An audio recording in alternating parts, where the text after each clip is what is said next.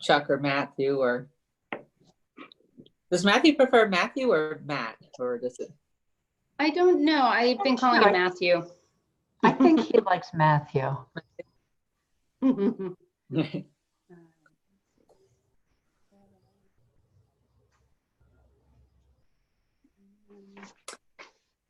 One thing is kind of off topic or off meeting is that Sue Arback, she has a summer place at Groton Long Point. So been seeing her, just randomly. And the other day, we always talk about the library. And I said something, I've been getting the greatest books. And she said, oh, I don't want to bother them. And I was like, no. That's to put holds on books. So I thought, too, she's has a circle of friends, and she's like, oh, I don't want to bother. She's so nice. She popped in to do a little friends business, and yeah, she was funny. She didn't want to interrupt us then either. Jen, there's a note here from Yeah, Matthew. let me see. Yeah, And Catherine. I'm just gonna go move my landline from where I'm sitting. I don't see either. It's Catherine's with us now, and Matthew, thank you for using the chat. I don't always tend to look at that, so I apologize. Catherine, can you hear me? I can see and hear you. Okay. Hold on one second. I restarted my computer because it's just behaving weirdly. I don't see all of you, but just whoever's talking. Okay, and Matthew, are you there? I am present, but I don't believe you can hear me yet. Oh, yes, we can. We can hear you. Yes, Oh, we can hear lucky Matthew. I think you need to As far turn as on. Matt or Matthew, as long as you're smiling, I'm happy.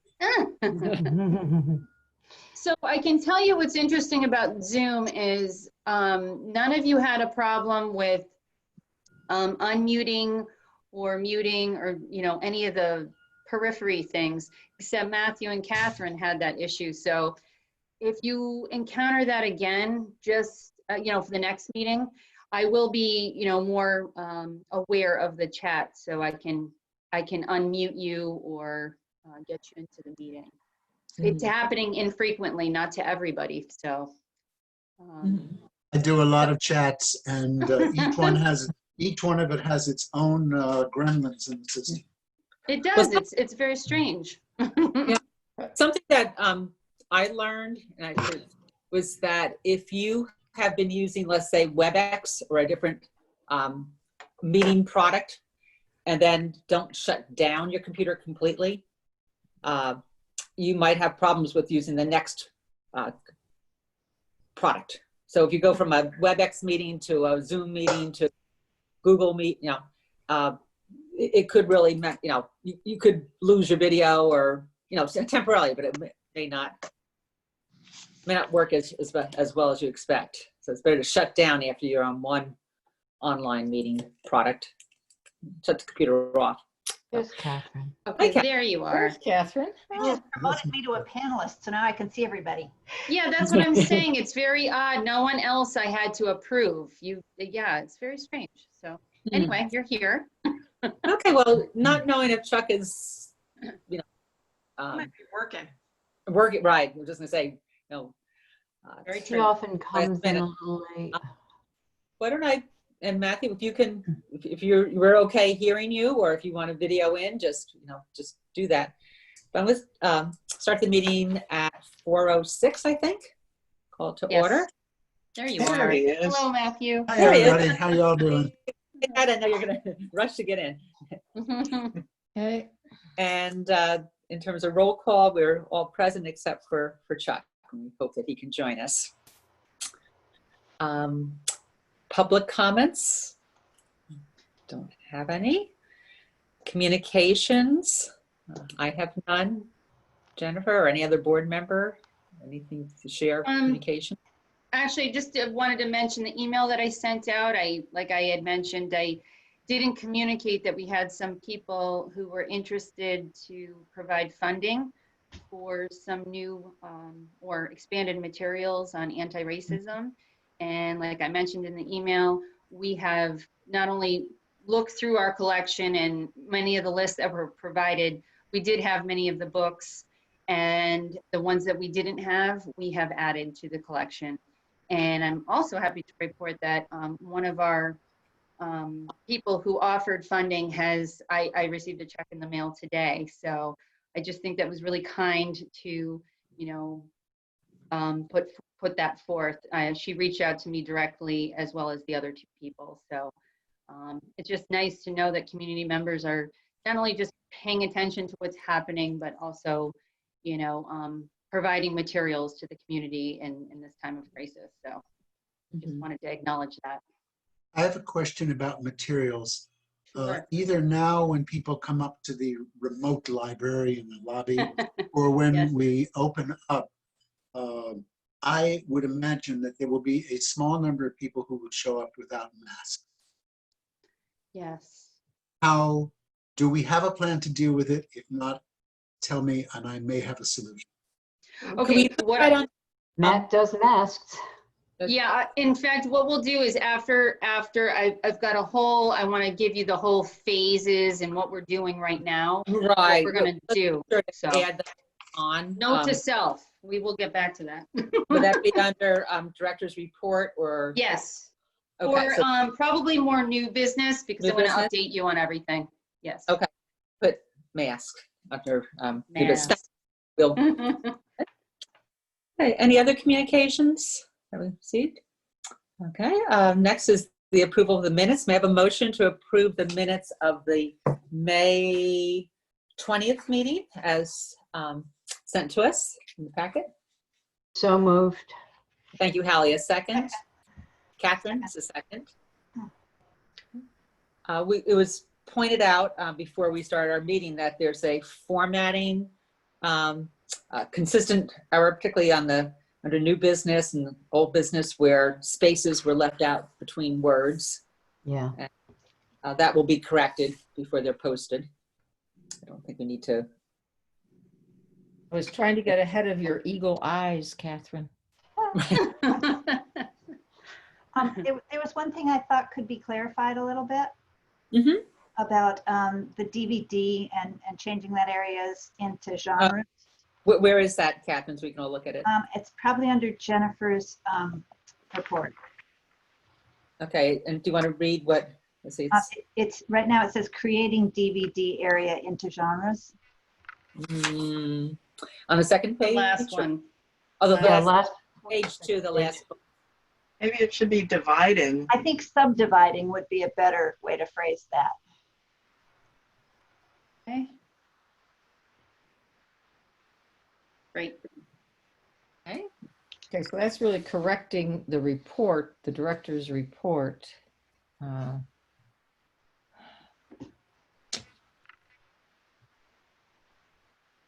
can Was fix that. Is Report. that really a correction to the minutes? I think that's just a clarification. My vote would be that's so small you can just change it. Okay, and that's what I'm asking, because it's not something that we recorded during the meeting. It's something that was Lifted from the director directly. Jennifer's Sure. report. Okay, Uh-huh. I didn't write that, is what I'm saying. If the director were to tell us at this moment that she really wants to revise the report to change a word, Right. would we oppose her will? That's what I'm saying. I didn't. Easy create enough. that. I can fix it. Jennifer wrote that.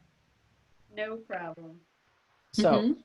Duly you can noted. just amend that, Jennifer, because it's I not will. really 9 minutes. Mm-hmm. Okay. Okay. Is there anything else that we want to note or change or? Okay. Here, we have a motion to approve the minutes with that change as we just discussed. All those in favor, please say aye. Aye. Aye. Opposed? Abstaining? Motion carried. Thank you. Okay. Then we go on to where I turn it over to Jennifer. Statistics, director's report. So Okay. step us through those. So the statistics, I really don't have much to comment on the monthly statistics because, as you know, COVID has completely changed how we are doing things right now with, no library visits, etc. The only one I'd like to point out, of course, is the GMTV YouTube channel views, which have, if you look at last year's May Wow. 2019 to now, it's pretty amazing. I mean, the wonderful thing that has come out of this, if there is a positive thing, especially for GMTV, is just the awareness that not only that it exists, but also the number of programs that they're producing. And it's not just, the normal programs. We've added pretty much every single meeting that you can think of that weren't filmed before. Well, they're being filmed now. So there's so much more access for people in the community to, look at town news and what's happening. And I think there's been such a huge investment in the latest and greatest news that's happening interdepartmentally. We're doing a lot of collaborative events, and we're also doing a lot of interdepartmental, one voice, one actual direction of what the town is doing. And it's going on multiple channels. And GMTV is the vehicle for us to do these things. Also to know, with GMTV, we received all new upgrades to the server within the last year. And that means that we can do so much more with our technology. And it really shows here, as you can see from not only the numbers, but the sheer amount of work that both Sean and now the new person, Liam, have provided to the town. So I'm really proud of what he's doing, and he's really passionate about what he does. So I'm thrilled that we're really utilizing GMTV to its best of its capabilities. Yeah. So other than that, the only questionable thing the only other thing I would say about statistics is the programming. Like I told you last time, we're, in the very beginnings of providing virtual programming. However, the way we're annotating from these different vehicles on GMTV, Facebook, we're trying to figure out how to capture all the analytics, because we're going to need them for the state report. And the Connecticut State Library report is amending things to accommodate these virtual program attendees. And so by doing so, we're really looking at how that's going to work. So these numbers initially are a little low. I just talked to Sean about capturing the analytics from YouTube, so we can input that information. So the program attendance will look a little odd for the next month and a half, probably, until we fine tune that. And in fact, I might have to go back and update those a little bit, just because we want to make sure we capture those analytics properly. So, and those are the two I wanted to call out for this month. Any questions?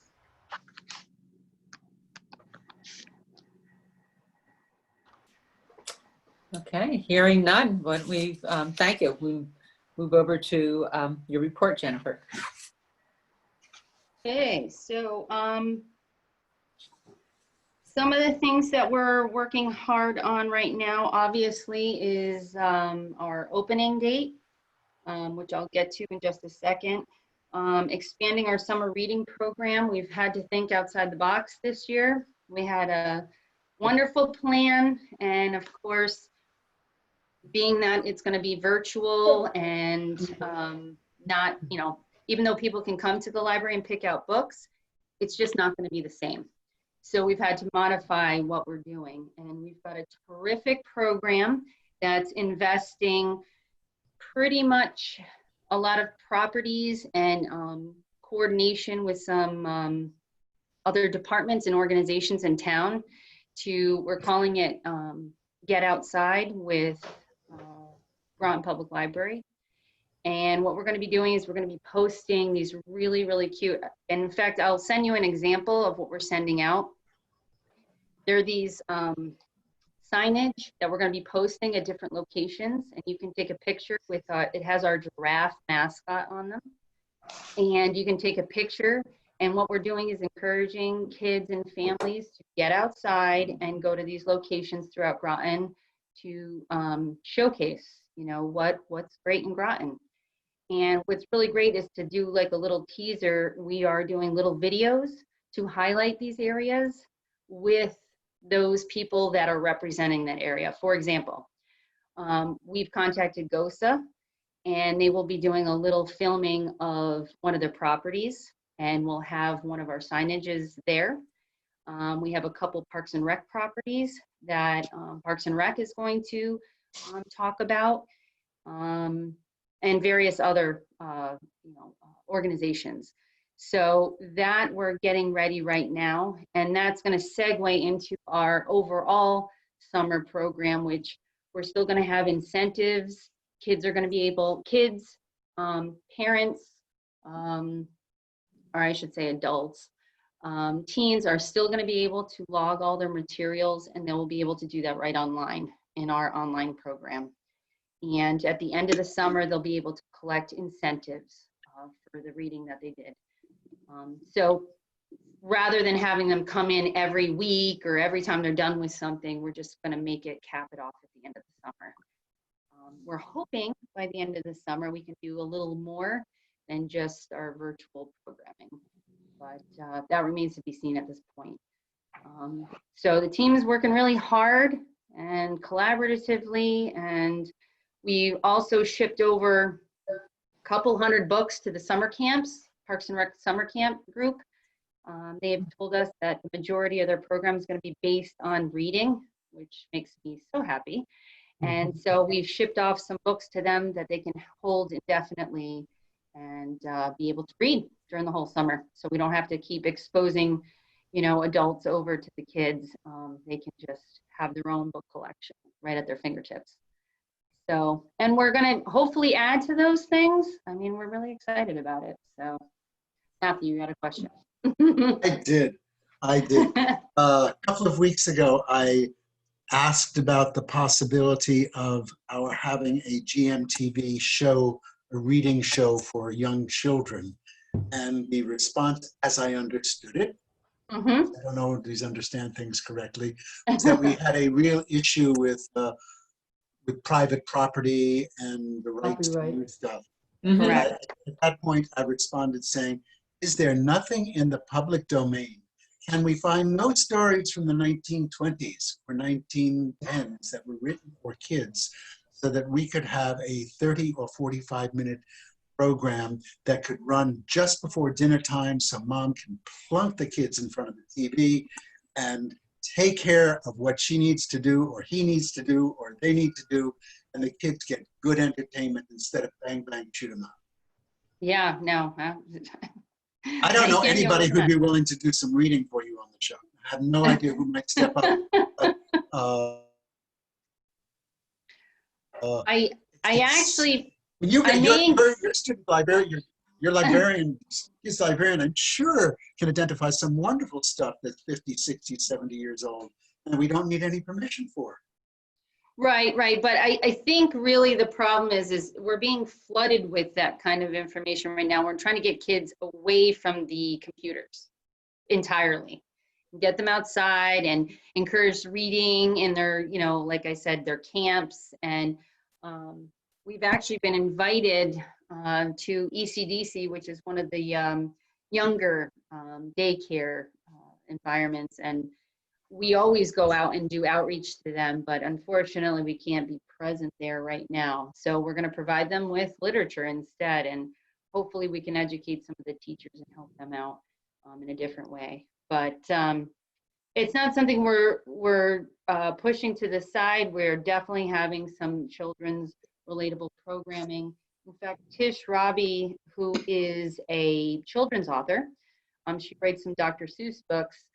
She recently reached out to me saying that she has some books that she's been reading. She's a Mystic author, actually, a local author.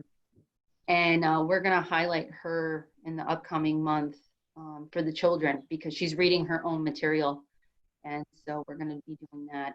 And to your comment, though, what's interesting is our summer reading program is based on, it's called Imagine Your Story. And it's based on folk tales and things like that. So we've been talking about maybe doing some rhyming stories or some of the folk tales that have been around for centuries, but more towards the later half of July. So if that's any consolation, we are looking at that because that's in the domain. But I will tell you on another note, when I get in talking about our opening dates, I do want to talk to you about possibly, there could be some possibilities for volunteering with the seniors. So I'll talk more about that in just a second, about reading and whatnot. So don't let me forget. Can I clarify something, Jennifer? Sure, please. Is the summer reading program called Imagine Your Story or Get Outside with Groton Public Libraries? It's the theme is for the actual summer program is Imagine Your Story, but we have an offshoot that is Get Outside with Groton Public Library, and that's our outside portion of things. Okay, it's an offshoot of the, okay. Yes, Okay, thank you. you're welcome. Jen, What else? Oh, I wanted to Jen, tell you something. Yes, go ahead. Somebody was the talking. Imagine Your Story, that's the regional Yes, it is. program, right? Yes. That all the consortium libraries are doing, the libraries in Connecticut are doing? So actually, libraries all over the nation are invited to participate. They this group Okay. develops a theme every year, and you're welcome to participate in that theme. And many libraries in Connecticut participate in that theme. Our Navy community has their own program. They have a federal program, so they don't participate in that theme, but they're more than welcome to do as many programs as they want. So we always encourage them to join more than one, if possible. The good news is that we've been in talks with the schools. The schools are, because of the disarray of what's happening right now, they're all doing a little bit something different at each individual school. But we've told them our role during all this chaos is we can provide the tools. We can provide all the books that they need, encourage their students to come to the library. They can pick out their own books. So that's where we're at, and to, join our program, but sometimes you can't compete with some of the things that the schools are doing, but we can certainly provide the tools for them to do as many programs as they would like. So that's a huge thing that's happening right now, is the summer reading development. And you asked last time about the One Book, One Region. So tonight is the kickoff, 7 p.m. It's a Zoom meeting. And there's going to be a variety of different things going on, many virtual book discussions going on. And then, of course, the author is going to be represented at the end, tail end. There's more media coming out about that, but Conn College is really taken on a lot more responsibilities with One Book. So when we get the information with their marketing materials, we immediately put it out. So there was a little delay in the kickoff event, but I'm happy to report there's like over 165 registered for the Zoom event as of yesterday. So, that's pretty good with the semi-limited publicity as compared to years past. But we're looking forward to a great program. They're going to be taping it. GMTV is going to be taping it. So if anybody does not participate tonight, you're more than welcome to view it at a later time. So, what else do we have? The 4th of July parade has been canceled as an in-person parade. So what Parks and Rec has decided to do is invite all town departments to participate in a virtual 4th of July parade. That will be posted online on GMTV and other, media outlets within the town. And we just filmed our little piece of it day before yesterday. So many departments are contributing. So that, keep an eye out for that.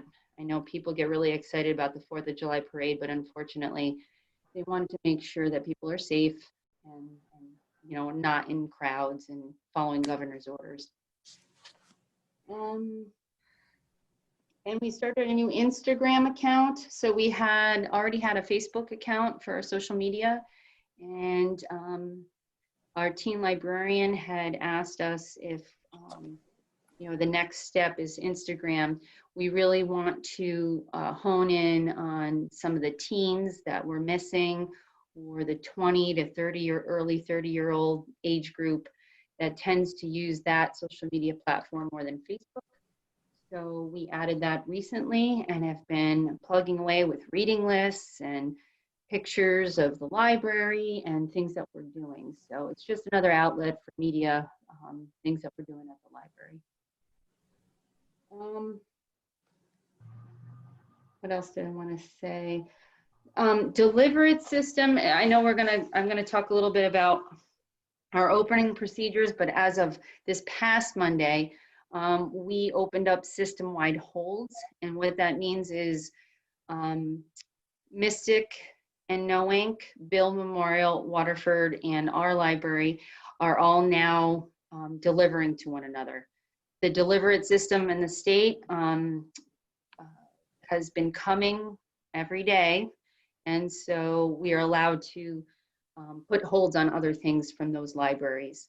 We have not enacted the full interlibrary loan system yet throughout the state, for the simple fact that a lot of libraries aren't participating yet.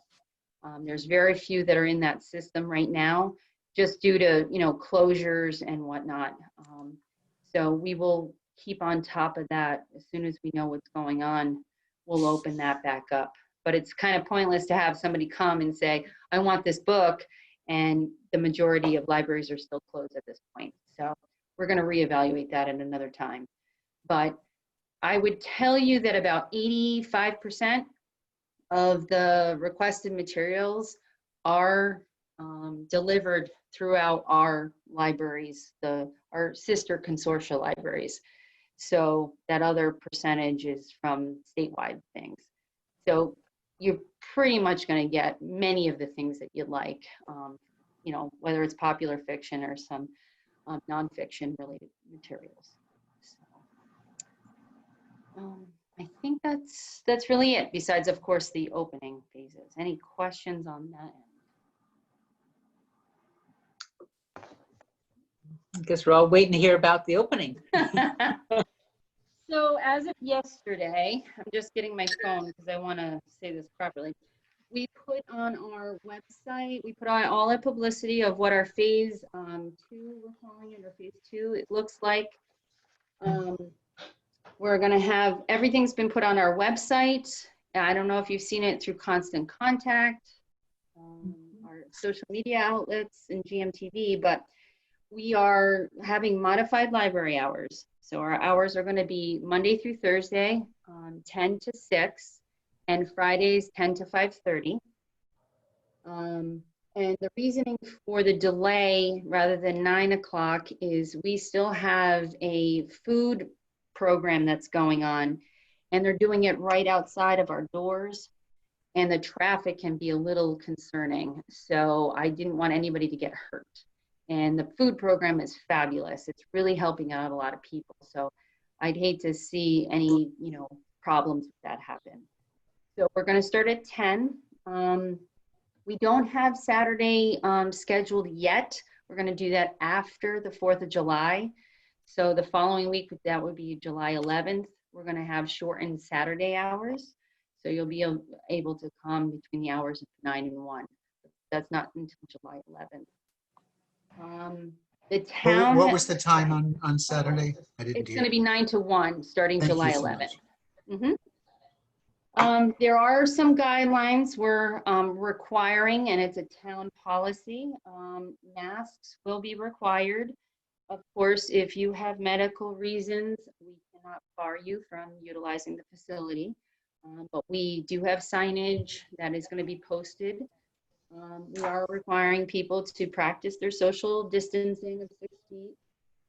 We're limiting the capacity to about 50. And how we came up with that number was basically if we had 1 to 2 people per aisle in the book stacks, as well as the computing that we're going to have available, and maybe a person or 2 using the copier, it's actually less than 50. We are not going to be standing at the door, taking temperatures, counting people. We're just going to assess it as, on a need basis. We're encouraging people to stay home if they're sick, as every other facility is. We're not accepting donations at this time because we've gotten a lot of calls about that. Can I drop off all my books? Not now, not now. Our book drop is still not going to be open. We're going to have it in the front area when you walk in the door, for the simple fact that we still need to quarantine these items. And we only have 2 big bins. So when one is filled, we move that to the side and the other one comes out. So that is the only reason why at this point the book drop is closed. We are going to assess that at another point to see if we can open that. Because I know it's very convenient to dump your books, when you're in your car. But we still have to quarantine the materials. And then, of course, the $1 million question is the computers. We get lots of calls for those. We are going to have printing available, but computer use is going to be limited to 1 hour. In the adult section, we're only going to have 6 computers available because we have social distanced the computer area. The quiet study has been closed. So how they're going to do their computing, they're going to come in, it's by walk-in only. You can't, sign up ahead of time. You're going to go to the circulation desk and they're going to book you a computer. You're going to go over the computer and you have an hour. And reference services will be limited. The desk will be closed, but we certainly can help you the best of our ability. If it requires a lot of, standing beside you with the computer, we're not going to be able to provide 100% service, but we're certainly going to offer you some alternatives. We're also going to have 2 teen computers and 2 children's computers available because we want to be, cognizant of there is still going to be schooling going on throughout the summer. So we do want to have access to the younger people to be able to use a computer. So really, what are they going to be doing in the library? All of the furniture has been removed. There's no hanging out in the library at this time. Meeting rooms are also closed. So people are more than welcome to come in. They can come ask us questions. They can they can browse materials, and they can certainly use a computer. We will be doing staff will be doing faxing. So if you have any faxing that needs to be done, we can take care of that for you. You're able to make copies, and you're able to make prints or, print materials that you need. So there's a variety of options because I know one of the big problems is, computing and printing things and printing taxes. And we are not going to monitor what you're doing for your hour. Initially, we were concerned that people need to get their taxes printed or job applications filled out. But, being a police officer for what you're actually doing on the computer is not a good use of time, not for us and not for the person who wants to use it. So we're just saying a blanket 1 hour. So you have, you can do whatever you want. We also are going to have 1 to 2 tables available for Wi-Fi users. So if you have a laptop and you want to come in, you will also be held to the similar guideline of 1 hour, just so we can provide equity to all. I mean, that's really the concern. Everybody needs something, and we want to provide something for somebody. So I can tell you we've got all these plans in mind, and we may have to be flexible and modify them as we go. We may not have thought of something, and something might not work. So we may need to rethink it, but right now that's the plan we're looking at for Monday. Jennifer? Yes. Are you going to have some sort of policy for when the 7th person comes in and says, okay, I want to do this? I mean, do they get preference if they come back in an hour for one that's freed up, or I'm sure that's going to come up. I'm sure. And I would love to tell you I have a full answer to that, but what we're just most likely going to tell the person is you're going to have to come back in an hour, or, you know, at another time during the day. Because we're being pretty, I don't want to say we're being so firm on the walk-in policy, but we know that, first of all, we don't have the software to be booking people like Stop and Shop, for example, to say, you know, 1 to 2 and 2 to 3. We don't have that software right now. And just and I might be saying this wrong, but, you know, in previous experience, when we've had to ask somebody to, you know, it's your time to, you know, we'd like for you to remove yourself from the computer, we really haven't, knock on wood, had a lot of problems with that. I think people understand. In fact, that's what we're going to tell them when they come in is we're just, you know, equity for all. We're just trying to get everybody opportunity. I'm sure there's going to be, you know, some naysayers and people that are going to have problems, but we'll try our best to find alternative plans to help them. Whether if it's a resume issue, we can help them offset, you know, by phone or other means that we can help them. We've already had some people outside using their laptops. I saw that the other yeah, I saw that. Which is totally fine. The only thing the reason why actually we've never really broadcasted, like, come use the Wi-Fi outside is for the simple fact that our signal can be a little spotty outside. So I also don't want people, if we broadcast something like that, I don't want people to be angry that they can't get on because it's not working properly. You know, it's just kind of a catch-all. So if people want to use it and they have the code, that's totally fine. In fact, if they come inside and get the code and then go outside, that's not a problem at all. I mean, they're would it be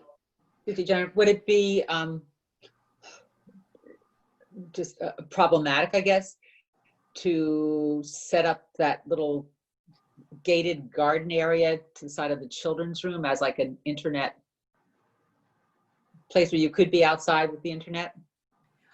We could Just try it, but initially, last week, and there was this man just on the sidewalk sitting on the sidewalk with me, and it's like, oh my gosh, what's going on here? You know, but I don't know, just wondering if the signal would boost out to that area. Would that be an issue? you know, when I went out initially, when we shut down on the 13th of March, that was my first thought is people are going to need the computers. I mean, that's just the bottom line, or wireless. And so I went around with my phone on the whole access points, and the signal is not very good almost anywhere except for the front, like parking space, and one other spot in the back corner by, you know, by 117 area, because that's our wireless 3 signal. I'm happy to put something out. If I'm going to have somebody else go out there and see if maybe it's just my phone. But that's the only reason why, like I said, but we didn't encourage it, because I don't, you know, what's the point if it's shoddy service outside, you know? Right. But as people are coming in the building now, we also can't have people just parked out in front of the entryway. That's going to be problematic. Yeah. I mean, maybe one of the offsets is we could move one of the picnic tables, you know, a little closer to the building, so somebody can sit. We could put like a sign down that just says, you know, practice good social distancing.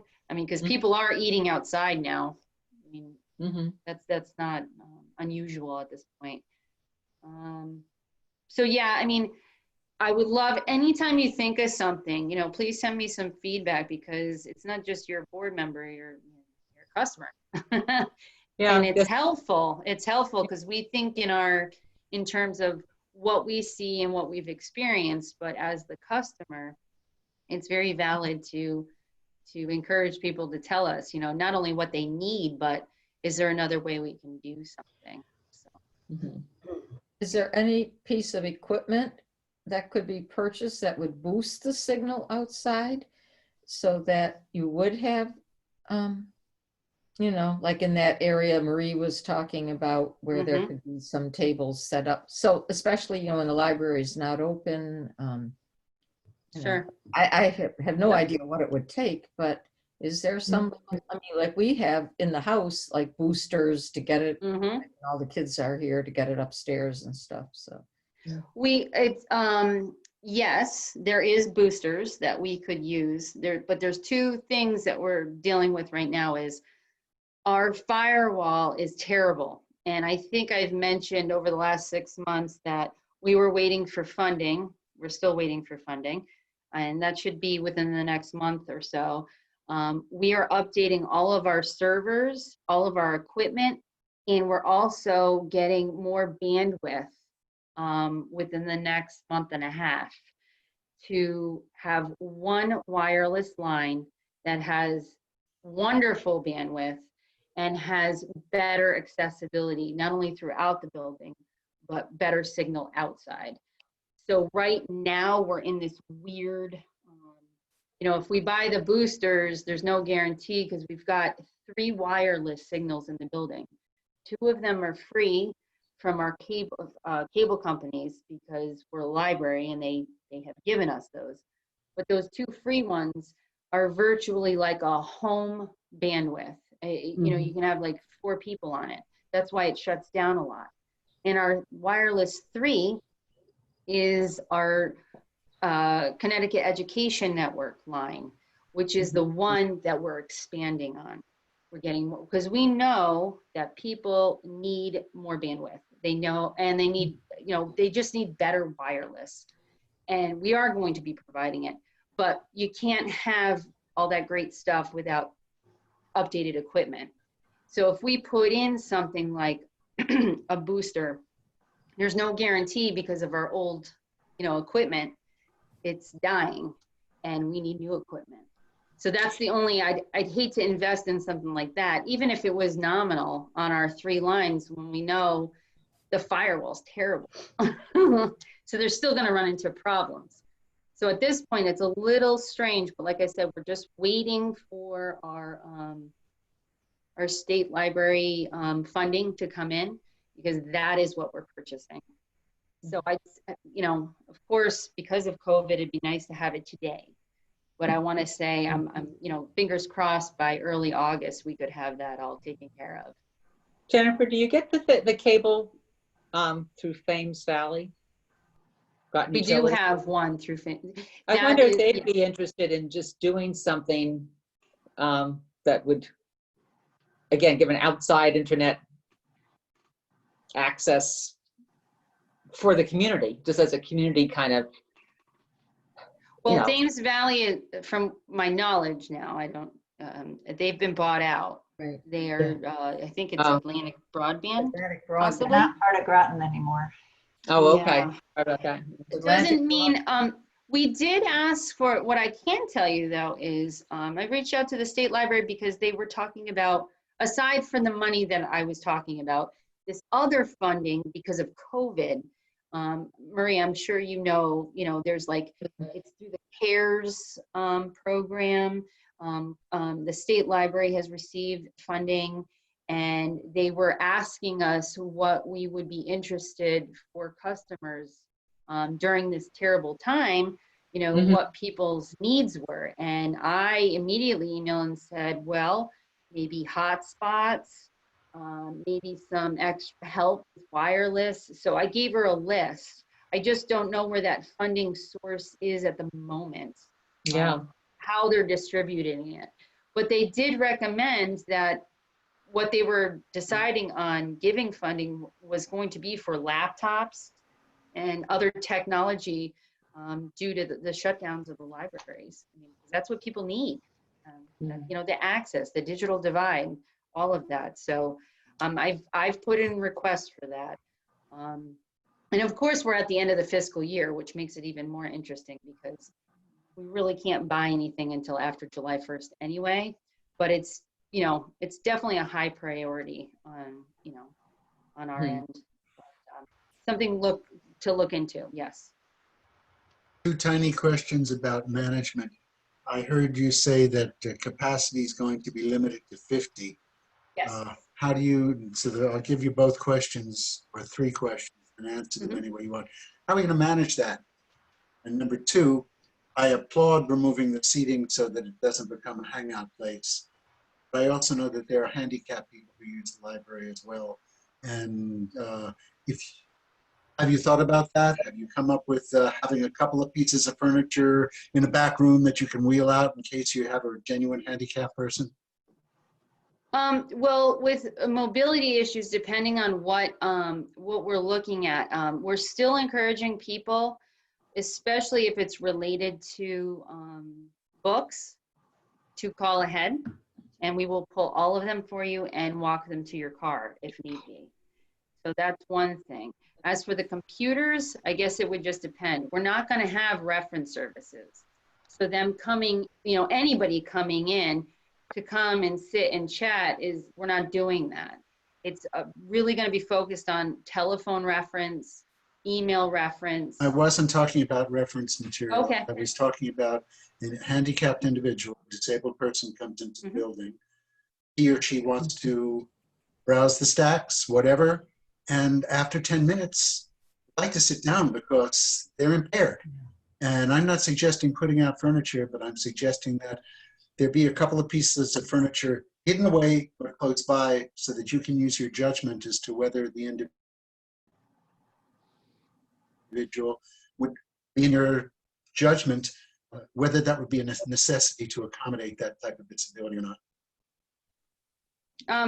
Absolutely. We're just not leaving them on the floor. I mean, That's fine. That's fine. As long as there's a plan. As long as there's a plan.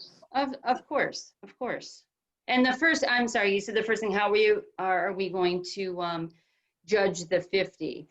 We're keeping it very flexible right now. We're putting a sign on the door, much like CVS does right now, that says, limited capacity during this time is, and they put a number.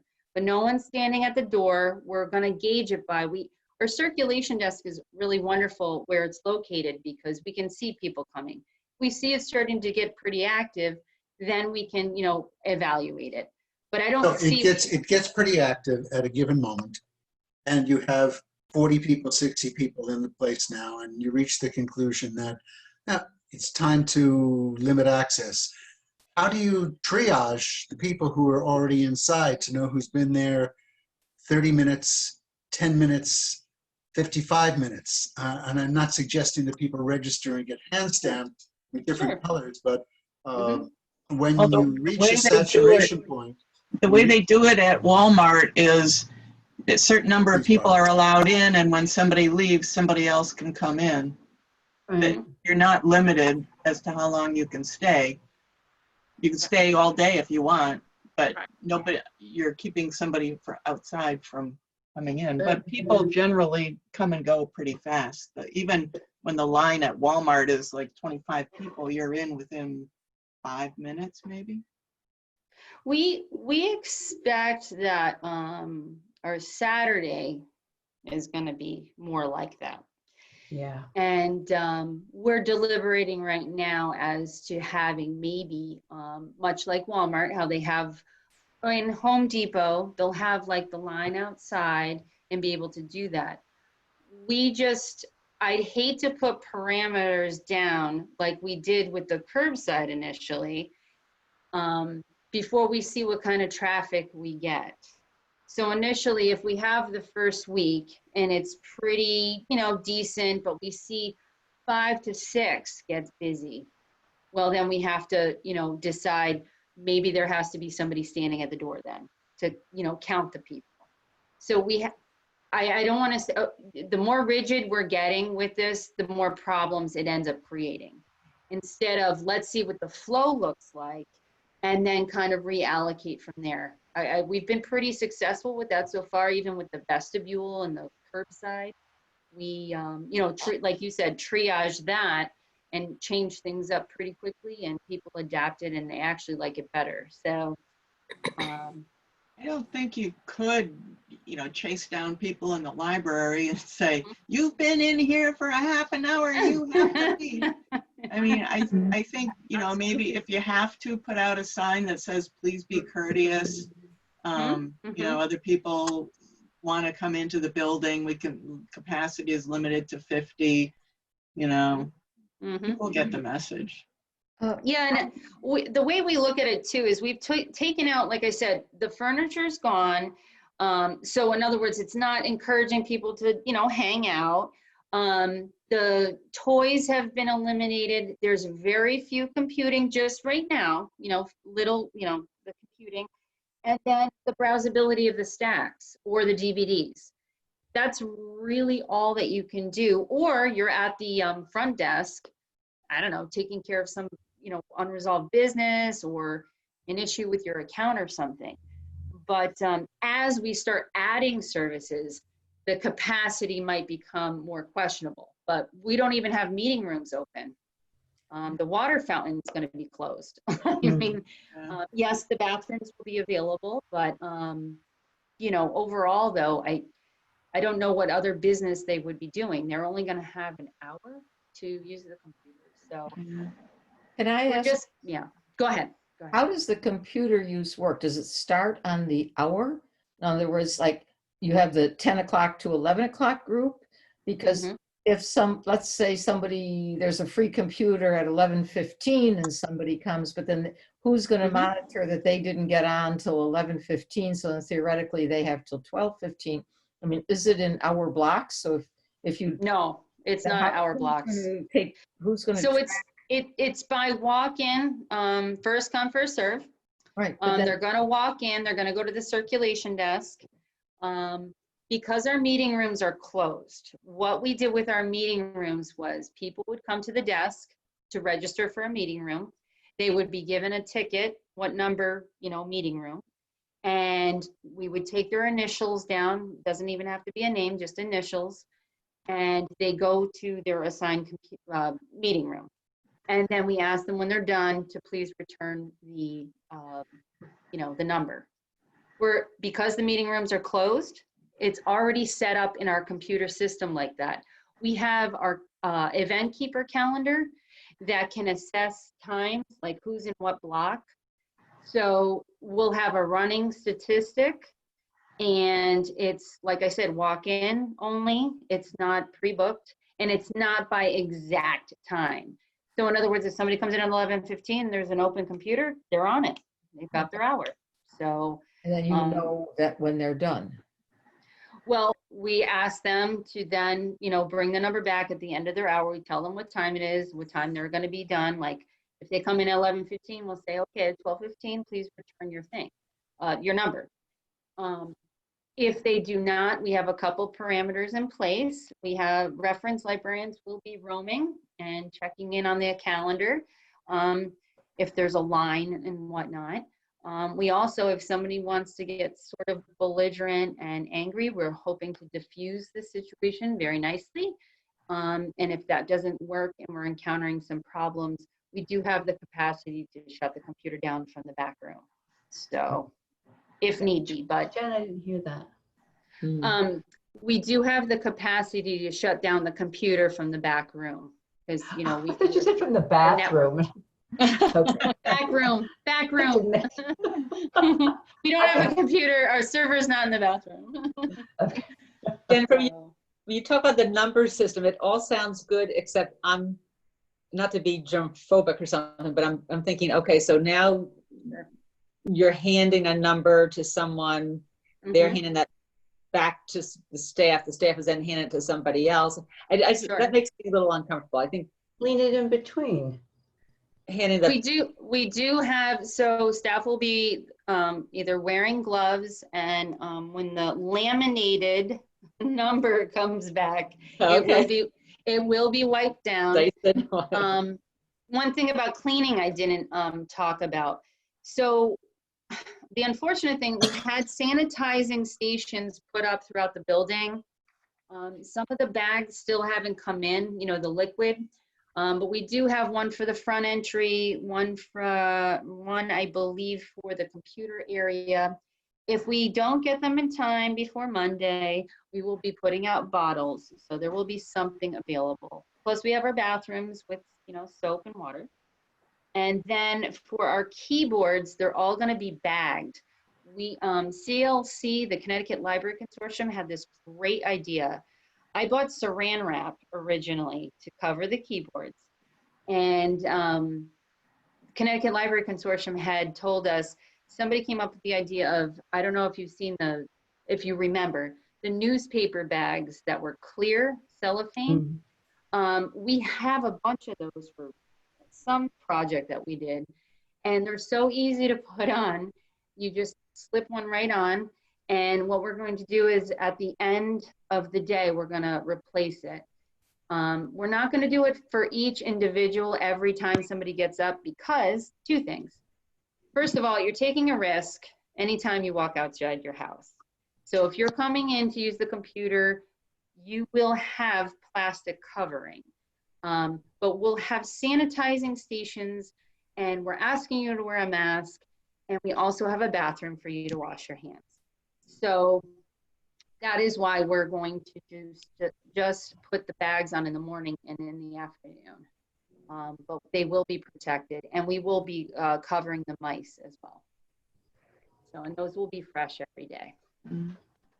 It's interesting to note too that I don't remember who did the research, but the thinking now is that the virus spreads mostly from, you know, person-to-person contact, not from surfaces. Yes, I know. In fact, I think I told you in the very beginning, I was like, oh, 72 hours is what the CDC was recommending. And then we got the National Archives. I've listened to a webinar, and they said, don't get so hysterical, 24 hours, if at all, with some of these surfaces. But that's why we're only doing the 24 hours. And we're only doing that because a lot of the stuff we have is plastic enveloped. So we just thought we'd just take an extra precaution. But yeah, it seems like the masks and the 6-foot distancing is the most important. Yeah. Definitely. Now, to your question, Matthew, about the masks. So like I said, the town's policy is they are requiring masks. So they have distributed these monstrous signs that we're supposed to put in front of our buildings. I'm going to tell you right now, I know 2 people that a couple of our staff have encountered that are frequent visitors. And they've already told us they're not wearing them because they have medical conditions. And, you know, we can't bar them if they do have medical conditions. But we are going to just, you know, inform them that it'd be really, you know, anybody who walks in the door, if they're not wearing one and we don't know about medical anything, we're just going to tell them, encourage them, you know, this is the requirement of the town, and we really prefer, you know, for the safety of others is where we're really going to like harp on, is for the safety of others and comfortability of others is that.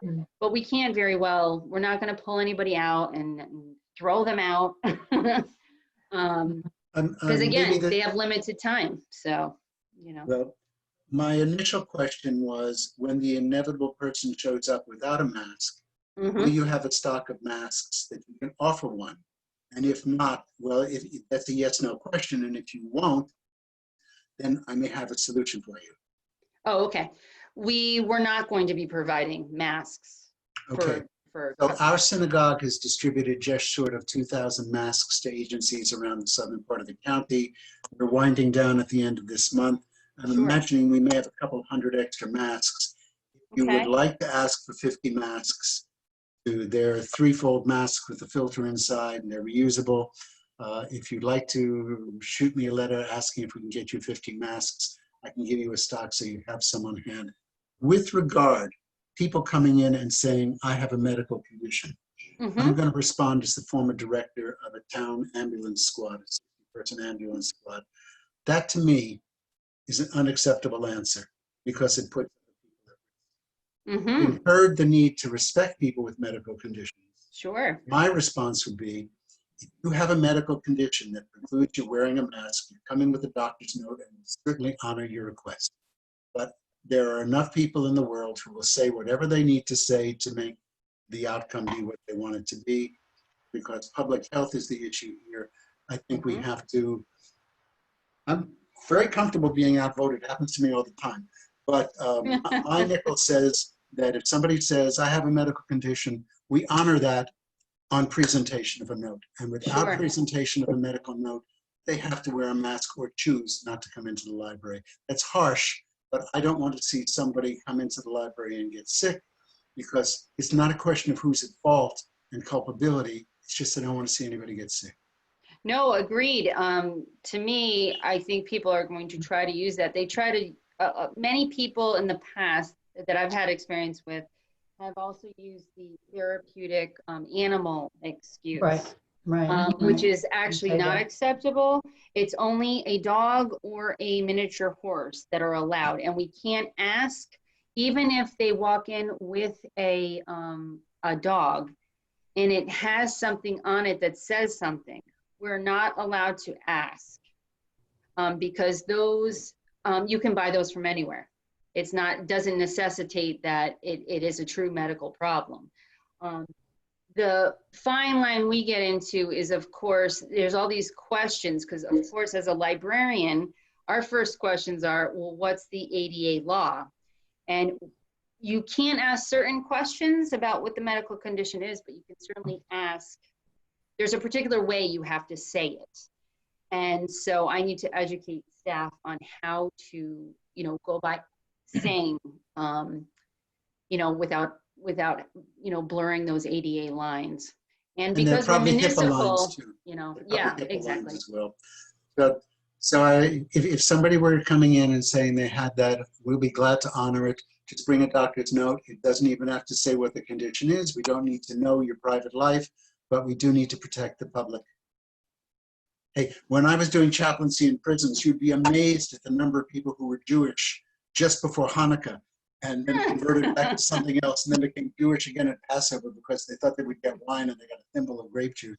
So we know the games that people play, and we have to be honored. We need to honor them, but we also need to protect our population. No, I agree totally. In fact, we've informed too, we've talked to the police too, because we wanted to find out, especially through the town, what by saying masks are required, what is the consequence? That was really my question. Like, I mean, you could put a sign up, but does that mean we call law enforcement? Do we walk them out?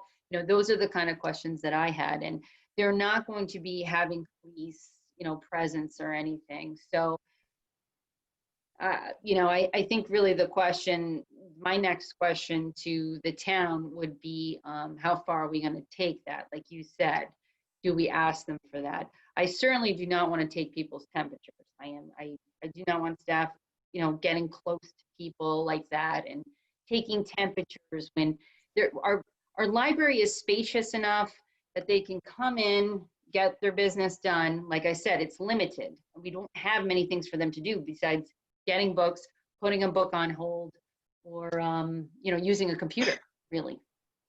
So we're hoping that lessens why they're there, but we want to encourage them to be part of the community. Well, Jennifer, So, I have two go things. ahead.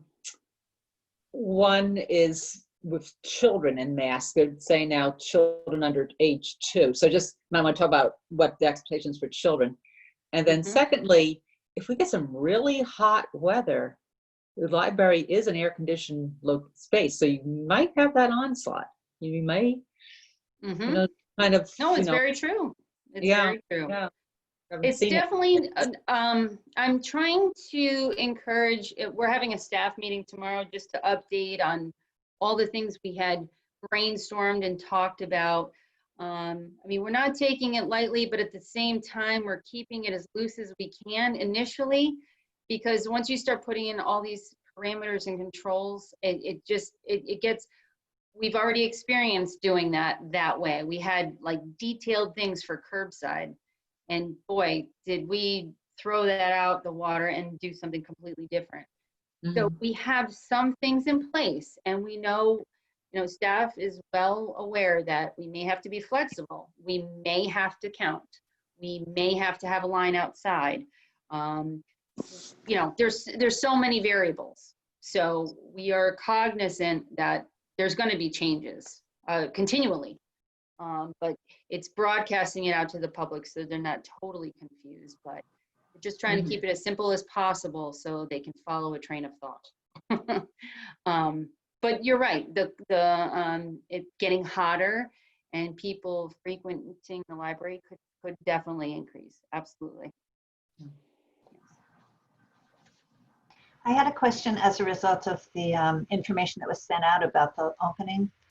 Yes. For people who have holds and they come in to pick them up, are they already going to be checked out so people can just come in, grab and go once you have close next to the desk?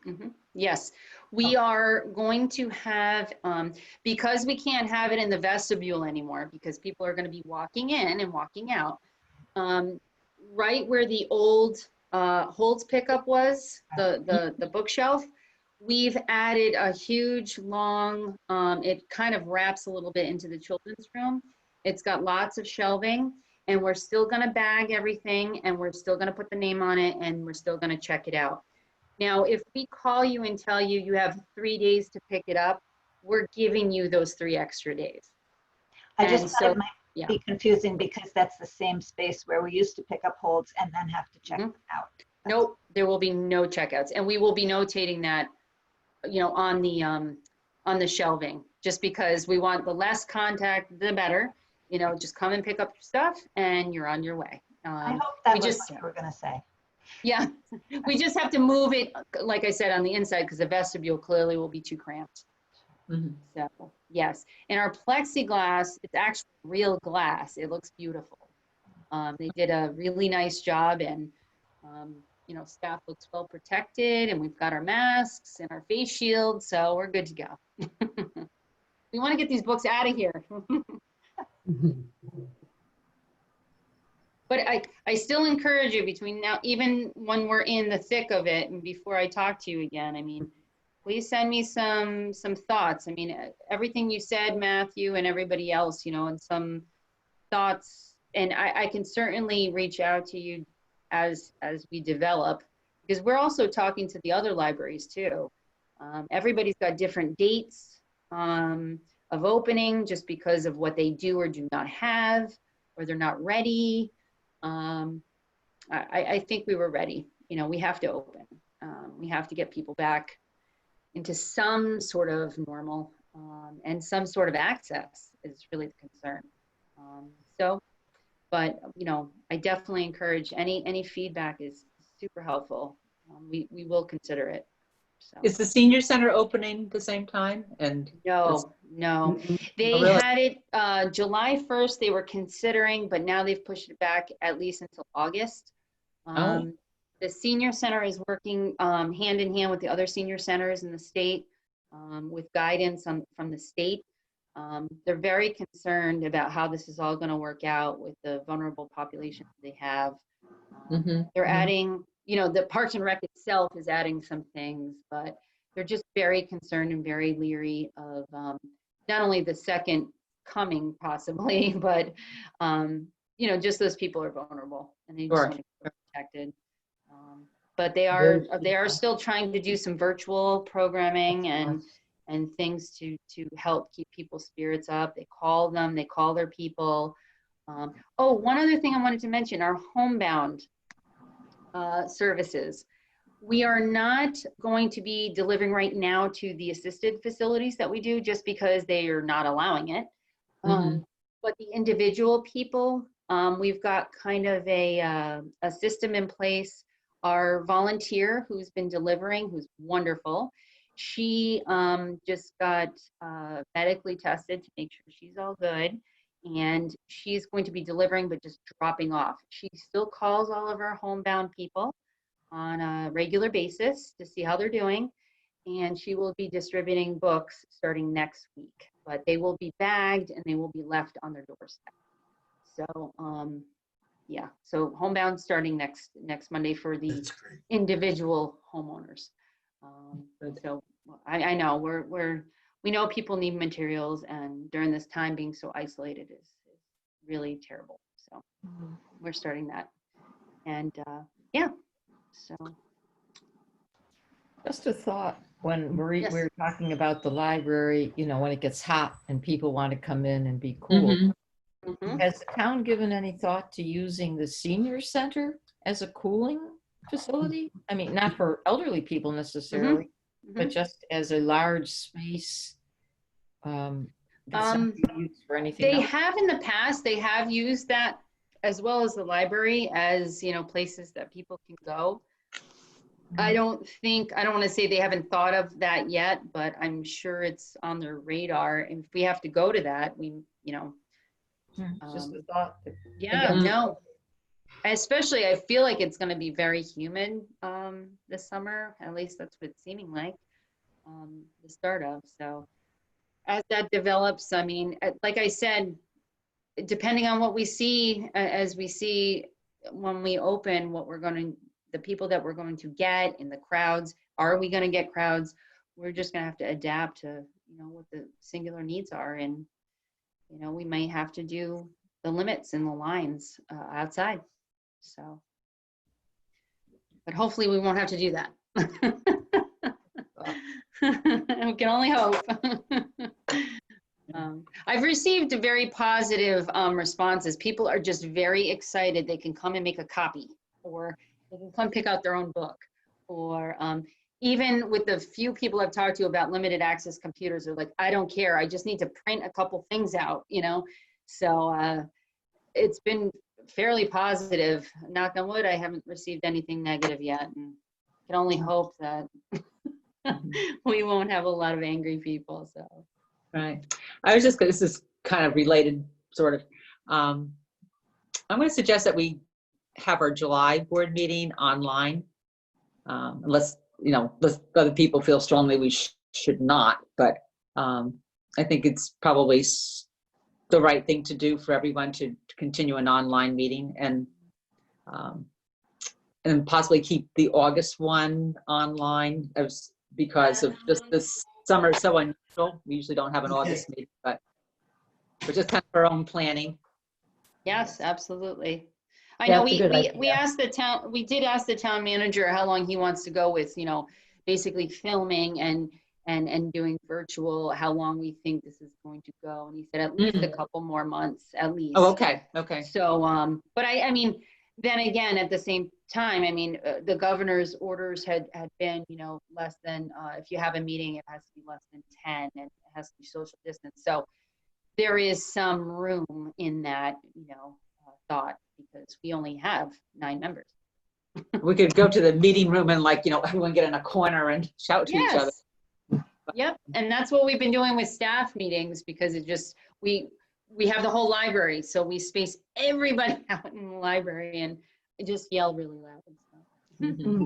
I'm going to mention here that I'm on an extremely conservative level with this whole thing about being together with people. My husband's in a very high-risk group, so Yes, I'm not agreed. getting close to anybody for the long term.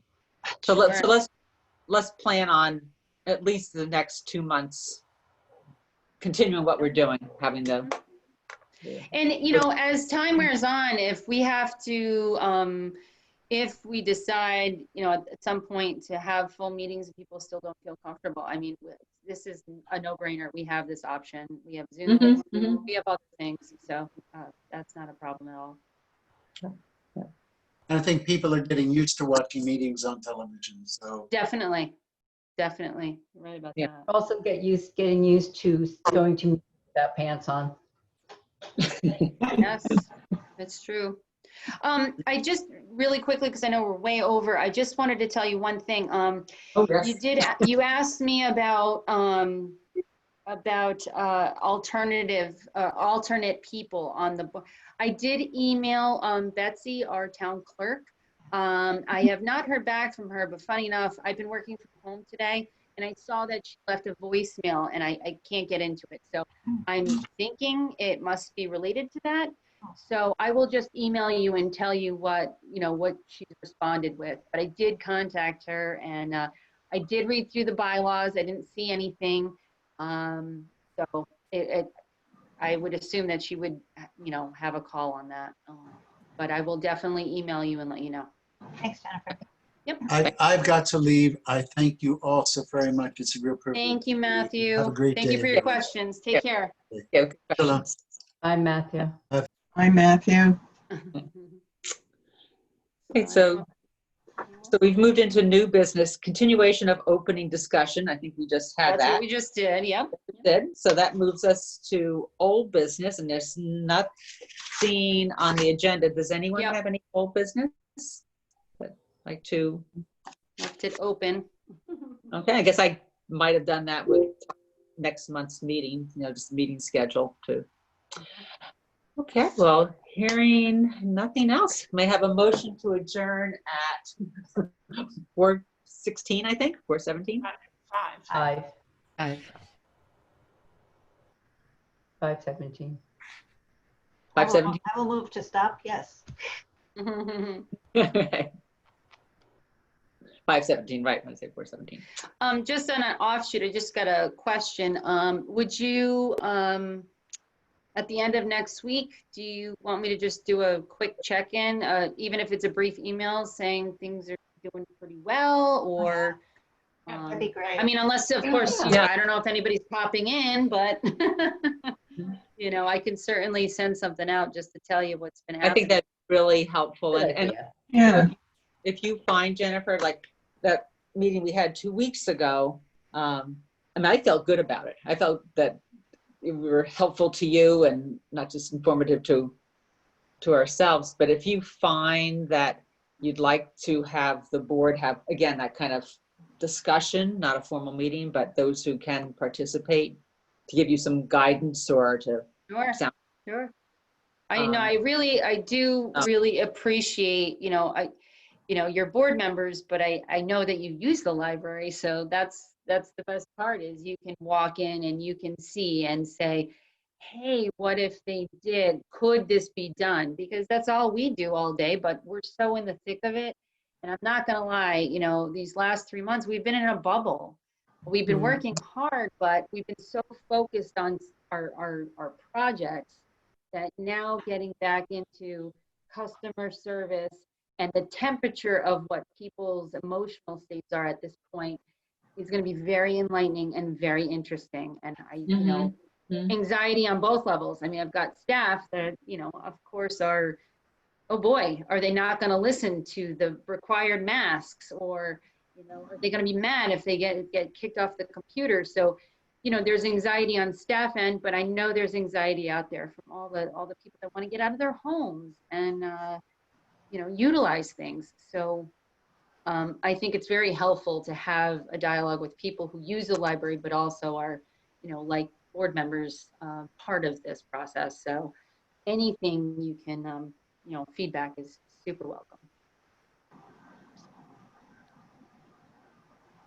Good. Well, I certainly thank you, Jennifer, for all you've done and keeping this balance. It's moving forward as It's been fun.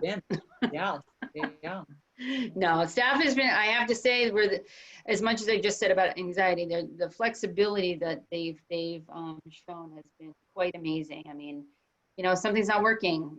Librarians typically are, they like things organized and they like to have a specific plan and they like to have policy written so they can refer to it. But they realize that things are changing so rapidly that sometimes you just got to think on your toes and do what's best for what's presented. And I think they're doing that very well. And I appreciate that because I can let them do their jobs so I can focus on, the other things that need to be looked at. So, yeah, but we're excited to see you. I hope you're able to pop in at some point. Definitely. So Will do. that'll be great. My second to the minutes, it was Catherine and,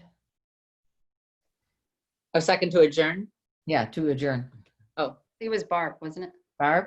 Maybe. Sure. Might have been. I don't remember. You. Might have been. All right. All right, ladies. So I'll send out an email and let you know, and Sounds by Friday. Okay. Thank you. Great. Take care, Thank you ladies. so much. All okay. right, talk Take care. soon. Bye-bye. Bye-bye. Okay, Bye. bye-bye.